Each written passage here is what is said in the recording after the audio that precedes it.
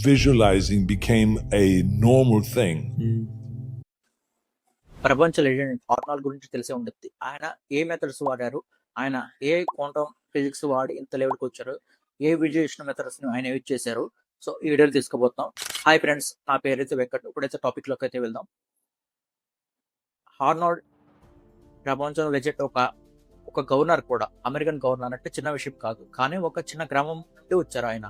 అంటే ఒక పల్లెటూరు నుండి వచ్చి law of attraction, law of attraction, quantum physics వాడి, న్యూరో సైన్స్ వాడి మైండ్ రీప్రోగ్రామింగ్ చేసుకుని నాది ఇది రియాలిటీ కాదు, రియాలిటీ వేరేది ఉందని చెప్పి క్వాంటమ్ రియాలిటీలోకి షిఫ్ట్ అయ్యి ఆల్రెడీ లా ఆఫ్ అట్రాక్షన్ వాడి తను ఈ స్టేజ్కి అయితే వచ్చారు.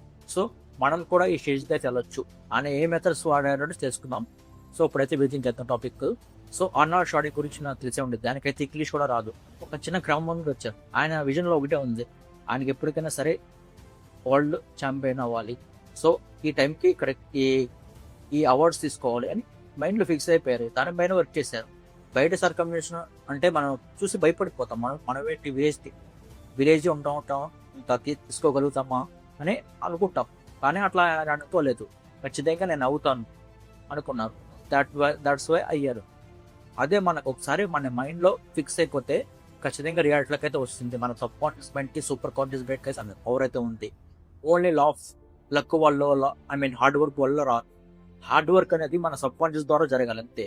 సో మీరు హై ఫ్రీక్వెన్సీలో ఉన్నప్పుడు అండ్ ఆల్ఫా స్టేట్లో ఉన్నప్పుడు గట్ ఫీలింగ్ వస్తుంది. ఆ గట్ ఫీలింగ్ అనేది చాలా ఇంపార్టెంట్. అప్పుడు మాత్రమే మీరు హై ఫ్రీక్వెన్సీలో మేనిఫెస్టింగ్లోకి దిగుతారు. వితౌట్ లో ఫ్రీక్వెన్సీలో ఉండి మేనిఫెస్టింగ్ చేస్తూ ఉంటారు, చాలా మేనిఫెస్టింగ్ చేస్తూ ఉంటారు, హార్డ్ వర్క్ చేస్తూ ఉంటారు, ఏమీ కాదు. విత్ అలోన్ హార్డ్ వర్క్తో ఏమీ కాదు. అండ్ గట్ ఫీలింగ్ వచ్చేంత వరకు వెయిట్ చేయాలి. ఇంట్యూషన్ అనేది చాలా పవర్ఫుల్ అనమాట. ప్రతి ఒక్కరు కూడా స్టీవ్ జాబ్స్ కూడా తెలుసు, చెప్తూ ఉంటారు ఇంట్యూషన్ వల్లే నేను ఈ స్థాయికి వచ్చానని చెప్పి. వితౌట్ ఇంట్యూషన్ లేకుండా ఏమీ జరగదు. మన ఇన్నర్ వాయిస్ అనేది చాలా ఇంపార్టెంట్.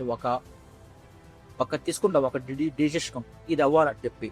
అది వచ్చేంత వరకు మన ఇన్నర్ సబ్ కాన్షియస్ గైడెన్స్ ఇచ్చేంత వరకు మనం వెయిటింగ్ చేయాలి.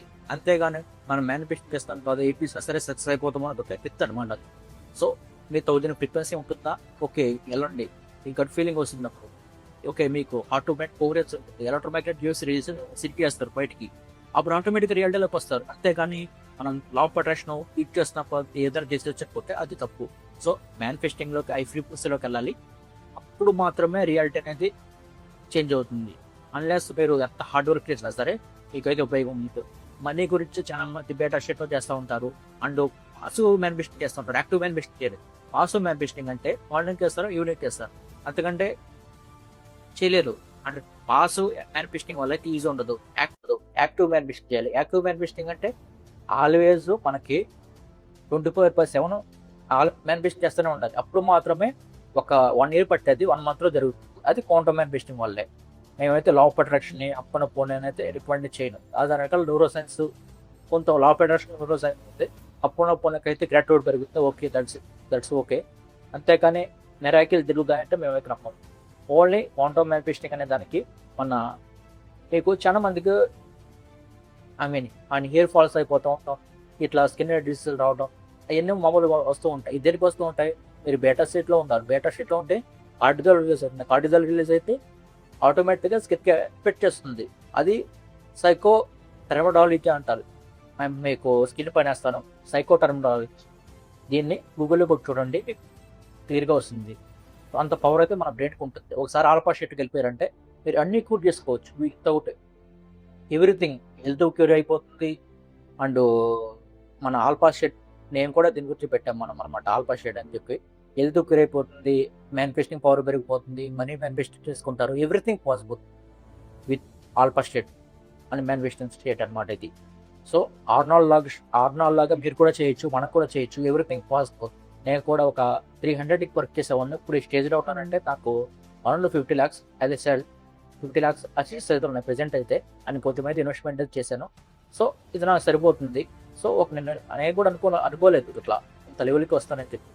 సో ఎప్పుడైతే మేనిఫెస్ట్ చేశానో అప్పుడు నాకు నమ్మకం కుదిరింది. సో ఎట్లాగైనా రావాలని చెప్పి ఒక గట్ ఫీలింగ్ వచ్చి దాని ద్వారానే ఈ స్టేజ్కి వచ్చా. డిసిషన్ తీసుకున్నా. ఒక స్టార్ట్అప్ స్టార్ట్ చేసా, సక్సెస్ అయ్యా. ఎవరీ వన్ ఇలాగే సక్సెస్ అవుతారు. గట్ ఫీలింగ్ అనేది చాలా ఇంపార్టెంట్.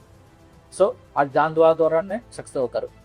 ఈ వీడియో చూసినందుకు థ్యాంక్ యూ ఫ్రెండ్స్. మీరు జాయిన్ అవ్వాలనుకుంటే ఖచ్చితంగా జాయిన్ అవ్వండి. నా క్లాసెస్లో ఏదైతే పర్సనల్గా ట్రైనింగ్ అయితే ఇస్తాను. మీకు డైరెక్ట్ పర్సనల్ ట్రైనింగ్ అయితే విఐపి. మనకు అమెరికన్ క్లయింట్స్ అయితే ఎక్కువ వస్తారు. సో విఐపి అయితే ఉంటుంది. సో నార్మల్ పీపుల్ కూడా మీకు ట్రైనింగ్ ఇస్తాం. మనకి వేరే కోచెస్ ఉన్నారు, మిడ్ లెవెల్స్ ఉన్నారు, ప్రైమరీ ఉన్నారు, విఐపి ఉన్నారు. సో అర్థమైంది అనుకుంటుంది కదా. లాస్ట్ వరకు మీకైతే 100 ఫ్రీక్వెన్సీ వచ్చేంత వరకు, మనీ అబండెంట్ వచ్చేంత వరకు, మిరాకిల్ తిరిగేంత వరకు కూడా సమ్ముఖ అయితే ఉంటుంది. ఈ వీడియో ఎంతవరకు థ్యాంక్ యూ ఫ్రెండ్. బాయ్.